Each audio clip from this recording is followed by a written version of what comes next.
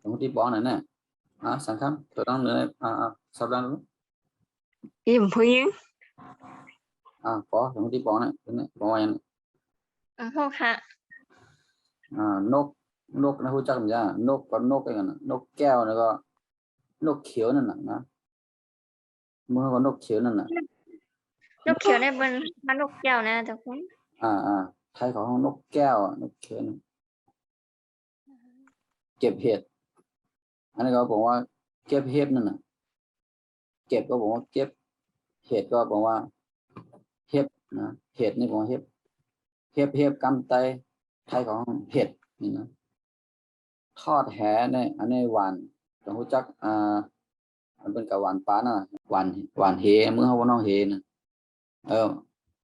แหเนี่ยพวกเขาว่าน้องเหทอดแหกับหวานเหนั่นน่ะกับหวานเอาปลานี่นั่นน่ะหวานเหเนี่ยก็น้องหวานเหมือทอดแห màn phé ผมว่าหวานเหหวานเอาปลาน่ะออกแห้วหมากแห้วแค่นั้นเป็นหมากไม่เมี่ยวหนึ่งกินเลยนะปอกแค่นั้นก็ผมว่าปอกหมากแค่นั่นน่ะงมหอยอันนี้ก็กำแต่งุ้มในห้องงุ้มเนี่ยเนาะงุ้มเลยเนาะ ngôm hoài งุ้มหอยเมื่อห้องงุ้มหอยงมกำแต่ไหนกำแต่ของงมนี่นะงมหอยก็ ngôm hoài เช็ดห้องแล้วก็เจ็ดห้องนั่นหอยโข่งนี่ก็หอยม้วนแข็งแรงแก่นแข็งซ้อมรบนี่ก็ไม่ใช่ว่าพึกรบนี่มันปองว่าตึกกันนะไม่ใช่ว่าตึกซึกในบนห้องรบนะซ้อมรบมันก็พึกตึกนี่นั่นนะรอบครอบนี่ก็วิริยะนั่นนะคำแต่ก็มีวิริยะนั่นนะรอบครอบนะรอบครอบคำแต่ก็วิริยะนี่อย่างว่าเป็นก้นวิริยะนั่นนะเป็นก้นรอบครอบเป็นก้นมันอย่างว่าเฮียงก็อะไรเฮ็ดเนี่ยต่อดอกเข็มนี่เป็นหมอกไหม้นะหมอกมิ้วหนึ่งขนนกก็ขนนกนั่นนะ คนนก เขาบอกว่าคนอ่อนซ่อมแซมนี่ก็เมนั่นน่ะช้อนซ่อมจงล้อมคอกนี่ก็ล้อมคอกนั่นน่ะค่อยๆนี่ก็ลอยๆค่อยละนะค่อยๆนี่ก็ละนะค่อยๆนี่ก็ว่าลูกทำใจไม่รู้ค่อยๆเฮ็ดอะไรค่อยๆกินอะไรค่อยๆกว่านั่นน่ะนี่ค่อยๆนั่นผมว่าค่อยๆกันผมว่าลอยๆก็ละต้นอ้อยนี่ก็ต้นอ้อยนั่นน่ะอดทนนี่ก็ยืนกันไฟทองนี่ก็อันนี้มันเป็นข้าวม้วนนะข้าวม้วนบนห้องฝอยทองยำกินกันเยอะเป็นเอา không muốn phải qua dám như thế bọc thôi มันชื่อว่าฝอยทองนะเป็นที่ห้องฝอยทองนะเป็นข้าวม้วนเมนูเป็นเอา phải thọ เป็นไข่เฮ็ดมันใส่กริยาอะไรไม่รู้หวานไปเยอะเจียมไปเยอะวะนี่แตงดองนี่ก็ sầm món หมองใช่ป่ะหมองดองนี่มันหมองไม่เนาะแตงดองนี่ก็แตงหมองทองแดงต้องแหลงมันได้มีต้องแหลงต้องเหลืองจ้ะcho นี่แบบ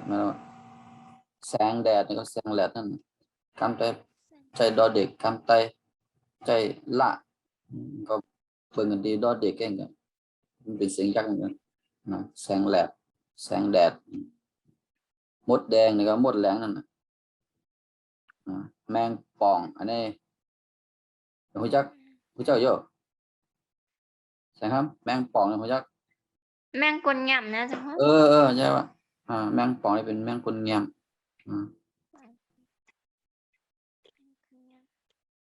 ท้องร่องพี่น้องกันนั่นน่ะห้องนอนก็ห้องนอนตอนเย็นนี่ก็หัวค่ำอ่อนโยนนี่ก็คนอ่อนตกฝนตก16หอบฟืนนี่ก็หอบพื้นหนึ่งนะขึ้นแต่ฟืนก็แหละจำได้นะสักฟักทองนี่หมักปักกระโถนในปักถมมีด โอนนี่ก็มิทาโหนั่นนะกางเกงในคนกางเกงเนี่ยมันเป็นคนปักแหละคนยาวก็แหละนะกางร่มนี่ก็กางตองนั่นแลเห็นนี่ก็ไปหันก็แหละหันถึงก็แหละที่บอกมันปิดอะไรๆนี่นะมอมาหนังกันนั่นนะมอมาหนังกันเนี่ยต้องไหมนะมาที่เดียวเขาเห็นไปถึงเบี้ยผู้เดียร์ละต้องนะเขาจะต้องกันนะผู้เดียร์ละกับที่เดียนะจะบอกเขาว่าถึงที่ว่ามันเป็นอันนั้นหลูเห็นตัวนั้นนะก็เมื่อเขาไปถึงที่อันนั้นหลูเห็นตัวนั้นก็มันเลยใจอ่ะมันเลยนั่นซูมนั้นก็มันซูมเดมอ่านเป็นว่ามอมาหนังกันเนี่ยนะมอมาเนี่ยเป็นเสียงยังเสียงแจ่มหนังกันนะเสียงแจ่มฟังตัวนะเสียงแจ่มเนี่ยนะพอมันไปดีนะต้องนะเสียงแจ่มชอบสี่ตัวนะพอมันไปมีอ้ออ่างนะไปมีหอหีบนะเพราะมันมีสองตัวเนี่ยอยู่ตั้งหลังมันนะตั้งหลังในบอกว่าตั้งไหนนะตั้งไหนนะอันนี้ตั้งหน้าในตั้งหน้าอันนี้ตั้งหลังเพราะมันเสียงแจ่มชอบสี่ตัวตรงนั้นแล้วนะเพราะมันมีอ้ออ่างมีหอหีบอยู่ตั้งหลังมันจะไหนนะมันจะเป็นสิ่งจำนำหมดนะป้อมไปมีไม่เอกไปมีโทเข้ามาเป็นสิ่งจำนำหมดนะไม่ใช่ตัวนั้นน่ะสระแอมอม้างองูเนี่ยอ่านว่าแมงเนี่ยแล้วก็มอม้าสระอูมอม้าเนี่ยอ่านว่ามุมเนี่ยแมงมุมเนี่ยนะก็นั้นพอเขาแค่มันออกเสียงเป็นเสียงยักษ์ก็มันเสียงเป่าก็นะเขาจะเลยใส่หอหีบมาด้านหลังมันนะมันจึงใส่หอหีบนี่แหละแล้วก็มอม้านะแล้วก็สระอูตัวนี้นะเนี่ยพวกตัวนี้มัดจำนี่นะแล้วมอม้าทางตัวเป็นตัวแคบนะเนี่ยด้วยดีนะเหมือนกันดีๆนี่นะมอม้าสระอูแล้วก็มอม้านั่นแหละเหมือนตัวนี้นะก็กะมันเปิงกันดีว่าคู่ใส่หอหีบเข้ามาเนี่ยด้วยเนี่ยนะเพราะเป็นนั่นแหละเสียงเป่าเนี่ยมุมเนี่ยนะด้วยดีนะมุมเนี่ยนะ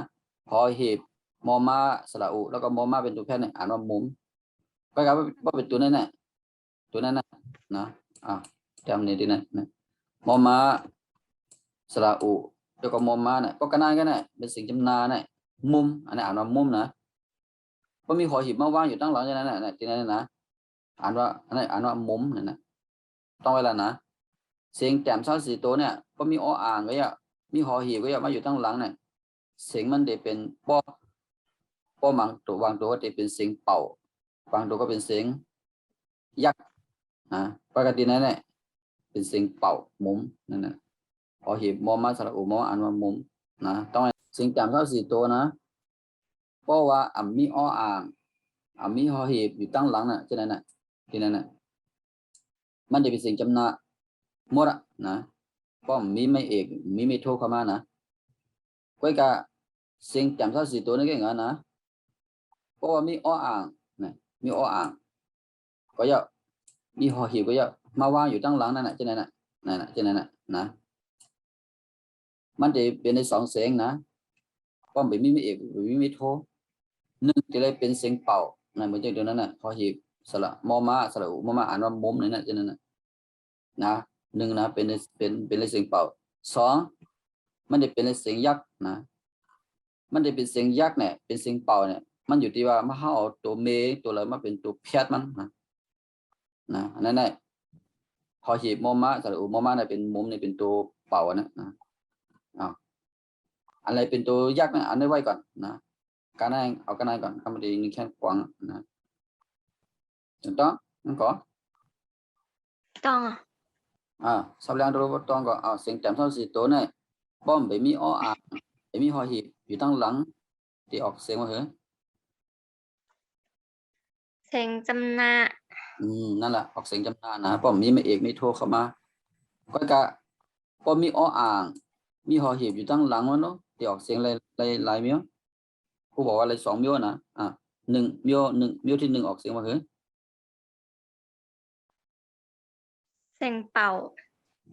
เอาทางเมียวออกเสียงว่าเหรอ เสียงยักษ์ นั่นแหละที่ออกเสียงเป่าหรือออกเสียงยักษ์อันนั้นก็อยู่ที่ตัวแพทนะเนี่ยอยู่ที่ตัวแพททางการมานานนั่นนะขนาดกันต้องไว้ขนาดกันนะเพราะเขากว่าตั้งนานทางโคพวกนี้ก็เดี๋ยวจะบอกนำเลยนะมันกว้างนะเมื่อนี้คือมันอะไรกันนะสังข้ามอย่างอะไรอย่ามาต้องต้องสลันเสียงจำเท่าสี่ตัวป้อมไปมีอ้ออ่างมีหอยหีบต้องหลังจากนั้นน่ะดอกเสียงยัง เป็นเสียงจำนาก็ไม่เสียงจำเท่าสี่ตัวก็มีอ้ออ่างมีหอยหีบอยู่ด้านหลังจากนั้นน่ะ cho nên này thì học sinh mà hứa lấy xoắn miếu เพลงเป่า thằng miếu lấy qua hứa เพลงยักษ์ นั่นแหละมันจะออกเสียงยากหรือเสียงเป่าขึ้นอยู่กับตัวยั้งตัวเพชรนะนี่เหมือนอย่างตัวนั้นแหละพอหีบมอมาสระอุมอมาอ่านว่ามุมนี่เป็นเสียงเป่าเพราะว่าเสียงไอตัวเพชรเป็นมอมานะเพราะมันลายตัวเพชรเนี่ยวางตัวมันจะเป็นเสียงยักษ์ไปแล้วนะมันจะเสียงเป่านะพูดกันได้ก่อนนะอ่านได้ไหมก็ไม่อ่านได้ไหมก็ไม่อ่านหน่อยนะครับ แมงมุม นั่นแหละแมงมุมเอานั่งอ่านดู แมงมุม นะต้องเลยนะมอมาเนี่ยมอมาหนึ่งกันทั้งสองตัวเนี่ยเดี๋ยวก็มันมีออ่างมีอหีบนะสิ่งจำนานหนึ่งกันนั้นแมงมุมนะเอาก็ไม่มาตัวเนี่ยใช่ครับเอาละ แตงโมแตงโม นั่นแหละนั่นแหละยิ่งไรในการจะพูดแบบนี้ทั้งหยิมแล้วตั้งแต่ในยิ้มวนไปเอาเสียงกลางก็เหมือนกันนะเสียงกลางก็ป้อมไปมีไม่เอกไม่โทษเข้ามาในเป็นสิ่งจำนานกันเนี่ยไม่ใช่ต้อต่อเนี่ยตัวนี้เนี่ยต้อต่อในเป็นสิ่งจำนานแล้วเนี่ยต้อต่อในเป็นสิ่งกลางนะเป็นสิ่งจำนานเอาทำเสียงนะทำเสียงคุณที่อ่านนี่ทำเสียงแล้วก็ตุ้ยกับจำตัวเลยยาวเสียงปอดเสียงจำเตอเสียงจำนาที่ไหนเนี่ยทำดีๆนะตุ้ยดีนะแมงมุมนะแตงโมนะ แตงโม หนทางคางคกต้นกกกุ้งแห้งแมงมุม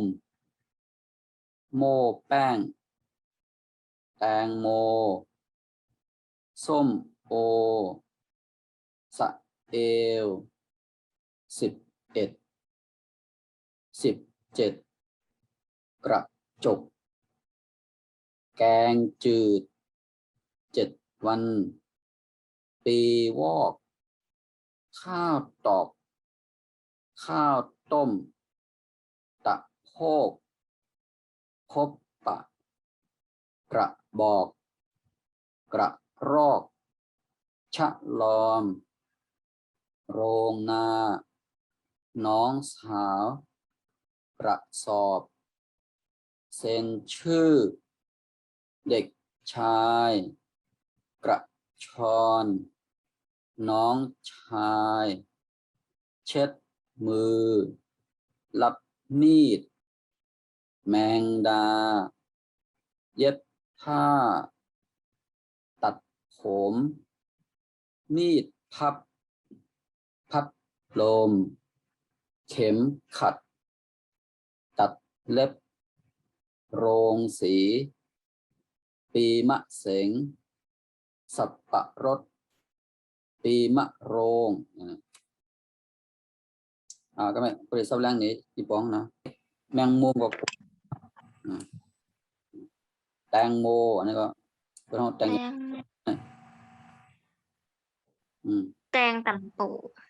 แตงจำปูมันจะตำแตงจำปู แตงจำปู หนทางแล้วก็เส้นตั้งนั่นน่ะคางคกในเมื่อวันห้องอย่างของพระเจ้ามันจะ หางคก ก็ไม่ต้นกกอันนี้เป็นต้นไม้เมี่ยวนั่นนะกุ้งแห้งแล้วก็กุ้งแห้งนั่นนะรู้จักไหมรู้จักไหมกุ้ง จ้องนั่นแหละ ปนกแก่นเลยพรมตำนะ นั่นแหละแมงมุมแล้วก็ผงขาวโม่แป้งอิดคนอิดมันอย่างคนรวยรู้จักรวยแป้งรวยข้าวพระเจ้า นั่นน่ะรวยในบนห้องโม่นะโม่แป้งแล้วก็รวยข้าวรวยข้าวคือมันเป็นฟองนั่นน่ะนะ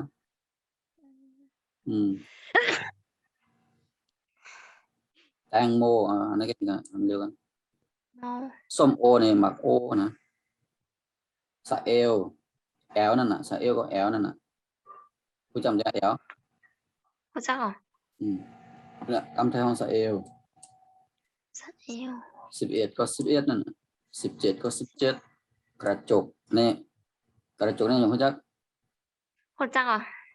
อย่างแอบจำนั่นน่ะแอบจำนะกระจกก็แอบจำ กำแพงกระจกนี่มันมีที่ป่องหลายๆมิ้วนะป่องว่าแอบจำก็เลยนั่นก็ป่องว่าหมานอะไรกันเลยนะหมานนี่เขาก็ห้องกระจกเหมือนนะก็เป็นแอบก็กระจกเป็นแกงจืดนี่ก็เนี่ยผู้เจ้าอย่างไรเขาเป็นเฮ็ดเคยพักสุยามเฮ็ดแบบนี้ผู้เจ้าเยอะเป็นยังไงแกงจืด โคตัก เป็นยังไง แก แก ง ง จื จืด ด นะแกงจืดก็เหมือนอย่างแกงมันเผ็ดมันอันนี้7 วันก็7 วันนั่นน่ะกำแพง7กำแพง7 บ้าน ปีวอก เจ็ด อันนี้ปีเกิดกวนนั่นน่ะปีวอกนี่เป็นปีลิงนะข้าวตอกข้าวนะข้าวตอกกับข้าวแตกข้าวต้มกับ ข้าวตอก อืมข้าวต้มนั่นน่ะข้าวต้มอะตะโพกตะโพกได้เป็นแองนะแอง แอ่งตะโพก แองอ่ะปอสะเอวได้เป็นแอลนะตะโพกได้เป็นแองทั้งแอลมันจะอันเดียวกันเนี่ย ใจค่ะ นั่นแหละพบปะนี่ก็แยกกันนั่นน่ะพบปะกันนี่ก็แยกกันนั่นน่ะกระบอกนี่เป็นบวกนั่นน่ะนะบวกไม้ก็แล้วบวกอันเปิ้นเฮ็ดเอาขึ้นมาบางทีไม้ก็แล้วนะห้องกระบอกกระรอกนี่เป็นไหนอันนี้ห้องไหนฉลอมกระสอบนี่เป็นข้าวชอบ ผงอย่างก็พงผงกูอีก พวก เส้นชื่อก็จำจือ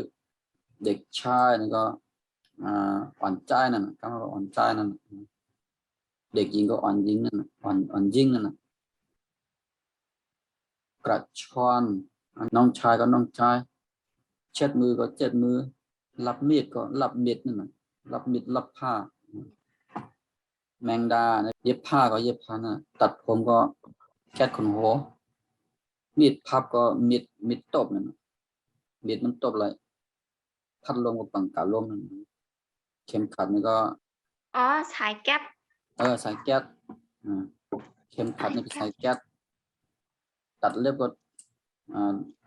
ก็แก๊สเน็บนั่นน่ะเน็บอย่างก็แล้วนะเน็บมือเน็บตีนหรือว่าโรงสีอันนี้เป็นห้องสีขาวอ่ะเมื่อห้องสีขาวก็อย่างนี้เมื่อก่อนสับปะรดก็หมักอย่างก็หมักเก๋ง หมัก ปี เก่ง มะโรงปีมะโรงนี่เป็นปีนักกานะข้าวหิวข้าวเนี่ยก็ต้องไม่เข้านั่นน่ะ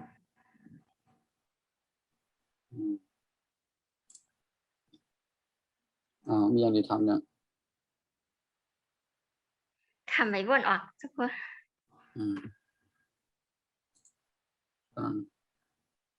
นั่นมีอย่างแต่ที่ทำมันเนาะได้เนาะ อ๋อ มันก็น่าจะเป็นนั้นนะ อ๋อค่ะ สลายนะสังข้าวมันละเอียดเนี่ยเป็นอย่างนั้นนะน่าจะเป็น